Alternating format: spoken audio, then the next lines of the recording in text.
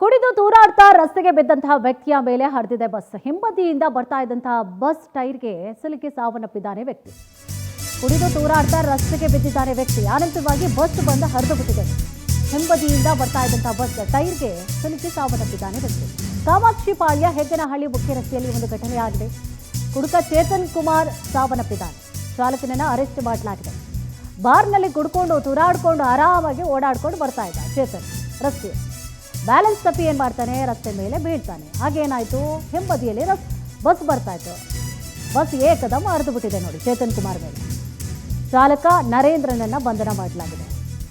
ಕುಡಿದ ಮೇಲೆ ನೆಟ್ಟಿಗೆ ಹೋಗ್ಬೇಕು ತಾನೆ, ಮನೆ ಕಡೆ ಹೋಗ್ಬೇಕಿತ್ತು. ಆಗ್ತಾ ಇಲ್ವಾ, ತೂರಾಡ್ತಾ ಇದ್ದೀನಿ, ಆಗ್ತಾ ಇಲ್ಲ, ಬ್ಯಾಲೆನ್ಸ್ ತಪ್ಪಿದೆ ಅಂದ್ರೆ ಒಂದು ಆಟೋ ಗೀಟೋ ಬುಕ್ ಮಾಡ್ಕೊಂಡು ಹೋಗಬೇಕು, ಅಥವಾ ಮನೆಯವ್ರಿಗೆ ಆಗ್ತಿಲ್ಲ ನನ್ನ ಬಂದು ಕರ್ಕೊಂಡು ಹೋಗಿ ಅಂತ ಫೋನ್ ಮಾಡಬೇಕು. ನೋಡಿ, ಅವ್ನ ಪಾಡಿಗೆ ಅವನು ತೂರಾಡ್ಕೊಂಡು ಹೋಗ್ತಾ ಇದ್ದಾನೆ. ಏಕದಮ್ ಬಿದ್ದಿದ್ದಾನೆ, ಬಸ್ ಬರ್ತಾ ಇತ್ತು. ಅವ್ನು ಬೀಳ್ತಾನೆ ಅಂತ ಅವ್ರಿಗೇನು ಗೊತ್ತಿತ್ತ? ಈಗ ನೋಡಿ, ಈ ಚಾಲಕಂಗೆ ಈಗ ಪರದಾಟ, ಈಗ ಪೀಕ್ಲಾಟ. ಪಾಡ್ಯ ಸಂಚಾರ ಪೊಲೀಸ್ ಠಾಣಾ ವ್ಯಾಪ್ತಿಯ ಹೆಗ್ಗನಹಳ್ಳಿ ಮುಖ್ಯ ರಸ್ತೆ ಈ ಕಳೆದ ವಾರ 13ನೇ ತಾರೀಕು ರಾತ್ರಿ ಸುಮಾರು 7 ಗಂಟೆಗೆ